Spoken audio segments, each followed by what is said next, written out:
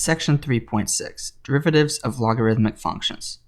The derivative of the logarithm function with base b is 1 over x ln b. So let's prove this really quick. We can let y equal log base b of x, then by definition b to the y equals x. So by differentiating, we get b to the y equals x.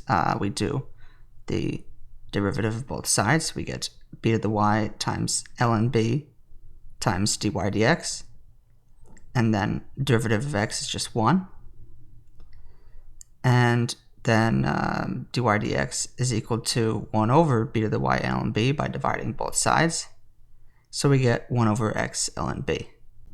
Remember that in this step we use the chain rule, because we usually can take the derivative of b to the x, but in this case it's b to the y. As a result, we have to take the derivative pretending it's b to the x, which is b to the x ln b, but then we have to multiply by what dy dx is. Okay, the derivative of the natural logarithm is 1 over x. That should follow fairly immediately because natural logarithm has base b equal e, and ln of e is just 1. So you get 1 over x times 1.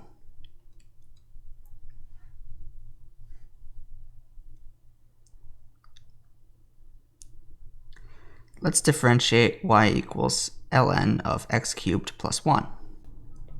Let u equals x cubed plus 1.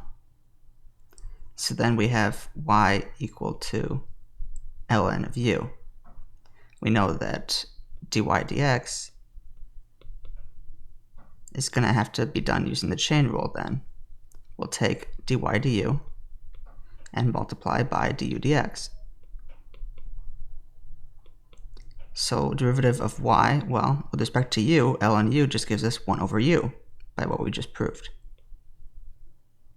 And keep our du dx. So then we said u is we said u is x cubed plus 1, so 1 over u is 1 over x cubed plus 1. And du dx is the derivative of u, so that's 3x squared, because 1 has a derivative of 0. So we get 3x squared over x cubed plus 1. Let's find the derivative of ln sine of x.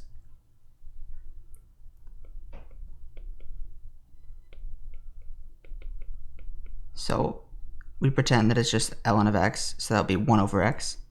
However, there's a sign in there, so it's 1 over sine x. Okay, because it wasn't just x, we have to use the chain rule and take the derivative of what was inside. So we take the derivative of sine x. So that's 1 over sine x times cosine x. We know that sine over cosine is tangent. Cosine over sine is 1 over tangent, so that's cotangent.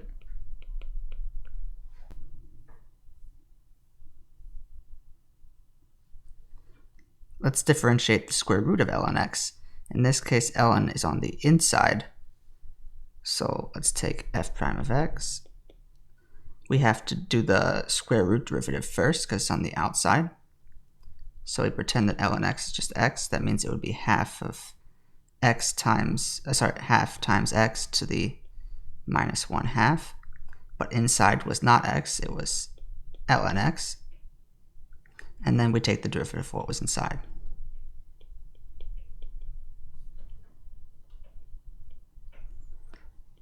So we end up with 1 over 2 times the square root of ln x times 1 over x.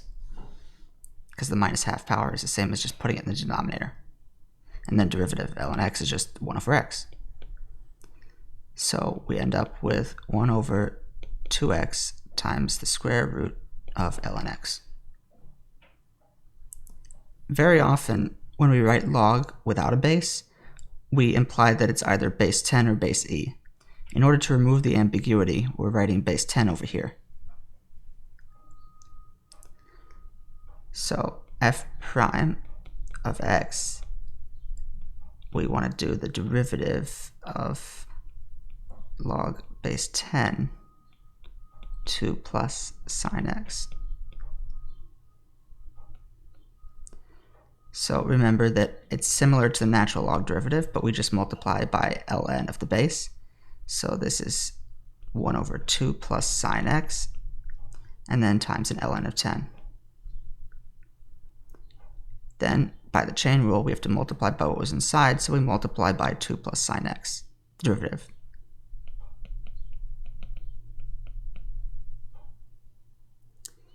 Okay, and that gives us cosine x when we take the derivative of sine. So we have cosine x over 2 plus sine x times ln of 10.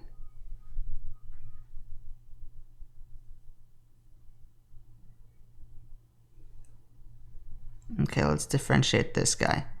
So this looks like it would potentially be a pretty big mess because we have to do natural log and then we have to do the quotient rule.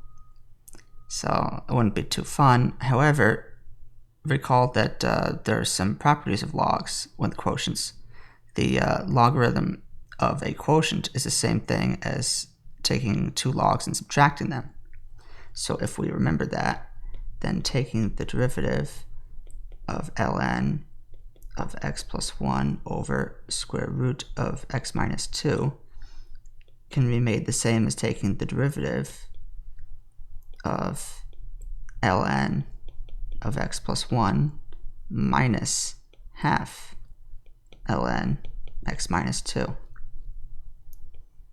To get rid of the square root in the denominator, you just make it a half exponent and then use the properties of logs to multiply by that half exponent instead of using it as an exponent.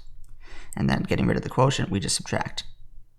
You could have still used the quotient rule and done the derivative that way. It would just not be as much fun. So we take the derivative of ln of x plus 1, we get 1 over x plus 1 times the derivative of x plus 1, but derivative of x plus 1 is just 1 plus 0, so it's just 1. So we don't have to multiply by anything, it's wonderful. Then minus a half times derivative of ln of x minus 2, which is 1 over x minus 2. And again, multiplying by derivative of x minus 2 is just multiplying by 1, so wonderful. We find a common denominator, and we end up with x minus 5 over 2 times x plus 1 times x minus 2. Let's find f prime of x if f of x is the natural log of the absolute value of x. Remember that absolute value of x is a piecewise function. It's x if x is positive and minus x if x is negative, so you can cancel out with the two negatives. So that means that natural log of absolute value of x is also piecewise. It'll be ln of positive x if x is positive, and it'll be ln of negative x if x is negative. Notice that 0 is not in the domain of the natural log, so it's not in the domain of the natural log of the absolute value either. So let's look for the derivative now. We'll do a piecewise derivative. Well, if x is positive, it's ln x, so it's just 1 over x in that case. So that's if x is positive. And if x is negative, then it's just 1 over minus x, right? Because it's ln of minus x, so we take derivative pretending that minus x is x, but then by the chain rule, we have to multiply by the derivative of what was inside, which is the derivative of minus x. So we multiply by that derivative, which is minus 1. So that is if x is negative. However, we can simplify that. 1 over minus x times minus 1 is just 1 over x. So that means if x is positive, it's 1 over x, and if x is negative, it's 1 over x. So that means the derivative of ln of absolute value of x is always 1 over x, assuming it's defined. So that's pretty cool because that means that the derivative of the natural log of absolute value is exactly the same as the derivative of the natural log. The absolute value doesn't make a difference.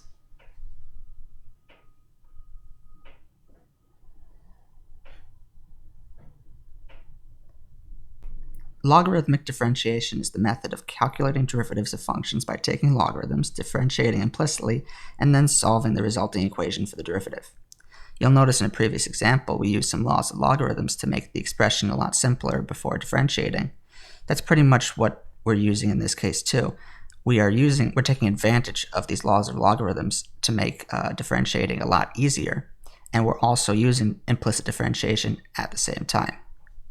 So in order to differentiate this monster over here, if we end up taking the natural log and throwing in a logarithm, suddenly we can use all those properties like moving exponents and making them products, making them factors in products, making product sums, making quotients differences, all these awesome properties.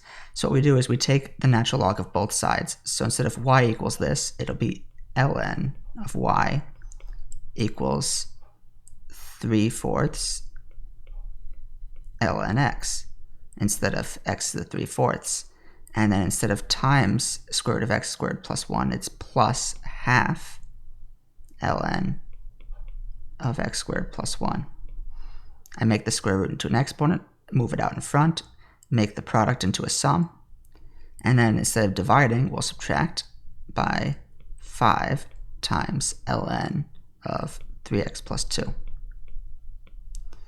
So we don't have to use the quotient rule or the product rule, which is wonderful. Now we will differentiate. We have to do it implicitly because we have ln of y on the left, so that's 1 over y, and then by the chain rule we multiply by dy dx. And then we get 3/4 times 1 over x for this derivative. Then we get half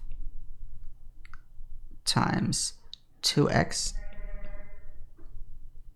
over x squared plus 1, because it's 1 over x squared plus 1 times the derivative of what was inside, which is 2x, and then 5 times 3 over 3x plus 2 similarly. So we multiply both sides by y to cancel that and get dy dx all by itself, because what we wanted was the derivative.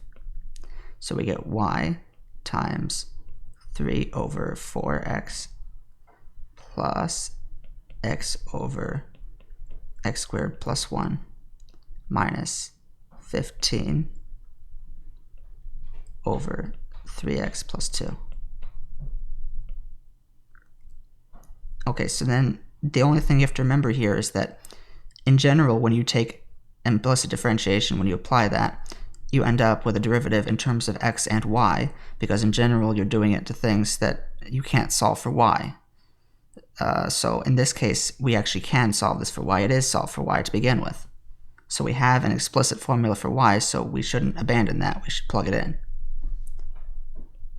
So plugging in our formula for y, we get it's x to the 3 over 4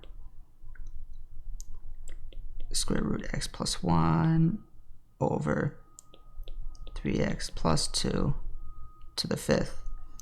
And that looks horrible, but we didn't have to actually do anything to it at all. So it actually wasn't that bad. It just shows up in our answer.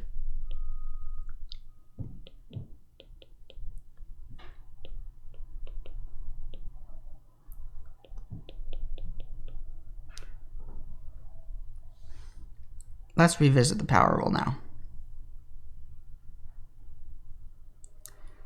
So if n is any real number and f of x is x to the n, then our power rule says that we multiply by the exponent and bring the exponent down 1. Before we prove this for positive integers, now with logarithmic differentiation we can prove it for all integers, and we can actually do it pretty easily. We let y equal x to the n, then we use logarithmic differentiation to take the log of the absolute value of both sides. So then remember that absolute value of x to the n is the same thing as if you put the absolute value inside and the exponent outside. We use properties of logarithms to make the exponent jump out. We end up with ln of absolute value of y is n times ln of absolute value of x, assuming x is not 0. If x is equal to 0, you can just use the definition of the derivative to find that f prime of 0 is actually 0 for all of your integers n bigger than 1. So now we take the derivative of both sides. The derivative of ln of absolute value of y is 1 over y times y prime. 1 over y times its derivative. So that's just y prime over y. And then derivative of ln of absolute value of x we calculated is just 1 over x. So we get n over x.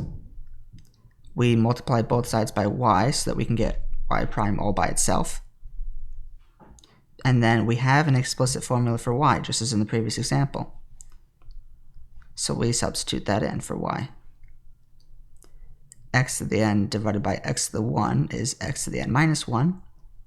So we end up with the exact formula that we wanted to prove.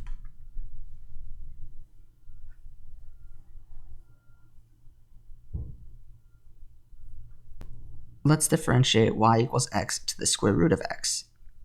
When we see that x is in both the base and the exponent, it's usually a clue to use logarithmic differentiation. So we'll take the natural log of both sides. We get ln of y is ln of x square root of x, which means that we can make the exponent hop out in front. So now we take the derivative of both sides.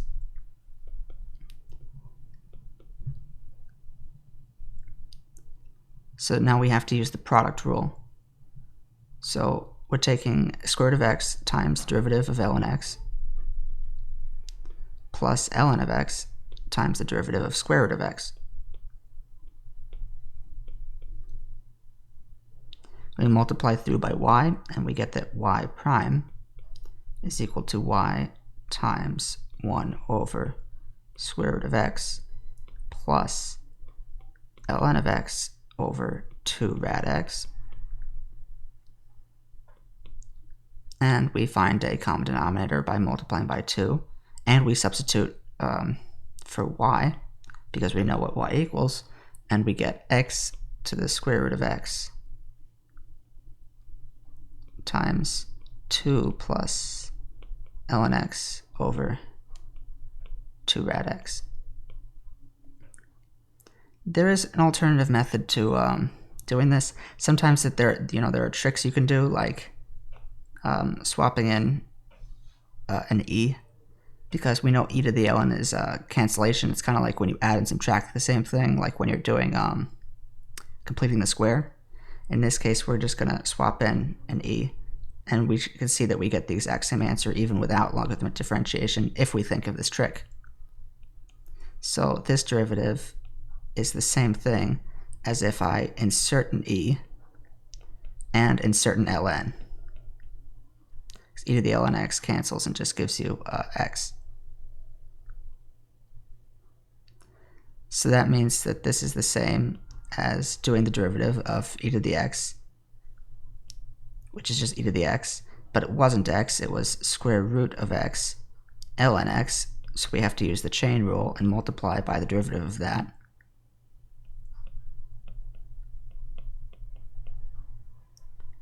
So that ends up becoming e to the ln cancels, we get x to the square root of x back,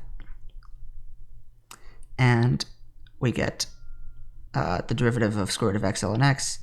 We did that above here, so we already know what that derivative is. It's 2 plus ln x over 2 rad x. So you get the same thing either way.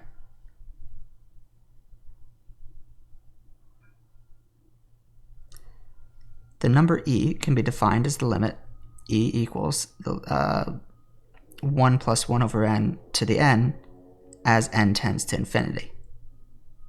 Remember that previously we defined e as the number such that the limit of e to the h minus 1 over h equals 1. We wanted e to be the number whose exponential function has derivative at 0 equal to 1. So that way it would work out nicely. However, this is more of an implicit definition. It didn't give us explicitly a way to calculate e, whereas this definition, we could actually just plug into a calculator and then look at big n values, and as n gets bigger and bigger, we get a better and better approximation for e, which we couldn't do with our previous definition. So let's prove this. If if we let f of x equal ln x, then we know the derivative is 1 over x. So the derivative at 1 is equal to 1 over 1, which is 1. So now we know this f prime of 1 is equal to 1. But we also know that we have a definition for f prime of 1. That's by definition, for the derivative, it's f of x plus h minus f of x over h. So it's f of 1 plus h minus f of 1 over h. However, we can just replace h with x, because it doesn't make a difference as h goes to 0, x goes to 0. So this is the same thing as f of 1 plus x minus f of 1 over x via substitution. So then f of 1 plus x, we said f of x is ln x. So f of 1 plus x is ln of 1 plus x. And then ln of f of 1 is ln of 1, which is 0. So we end up with the limit of 1 over x times ln of 1 plus x. But that's the same, because 1 over x is being multiplied by it, we can just make that the exponent. So that means that the limit of ln of 1 plus x to the 1 over x must be equal to 1. Because as we said first, f prime of 1 is equal to 1. So if f prime of 1 equals this whole limit, then that means that whole limit must be equal to 1. So then you might say, okay, what was the point of getting that stupid limit to begin with? Well, we can do this another little trick. E is the same thing as e to the 1. But we know that this thing equals 1. So we swap that in instead of 1, that disgusting limit. Since e is a continuous function, we can take the limit and pass it through. So we get e up here now, and e to the ln will cancel. So we just end up with the limit without the ln. So that means that e that we started with must be equal to this limit. Okay, so that's almost the same as what we wanted to prove, but not quite. Instead of 1 plus 1 over n, we have 1 plus x. And instead of n, we have 1 over x. So we just do another substitution. Let n equal 1 over x, so this becomes the n that we want. If that happens, then x becomes 1 over n. And instead of x going to 0, well, if x goes to 0, that means that x gets really, really, really, really tiny. So n gets really, really, really big. When you divide by a tiny number, you get a big number. So that means as x goes to 0, n goes to infinity. So we get the exact limit that we wanted to prove.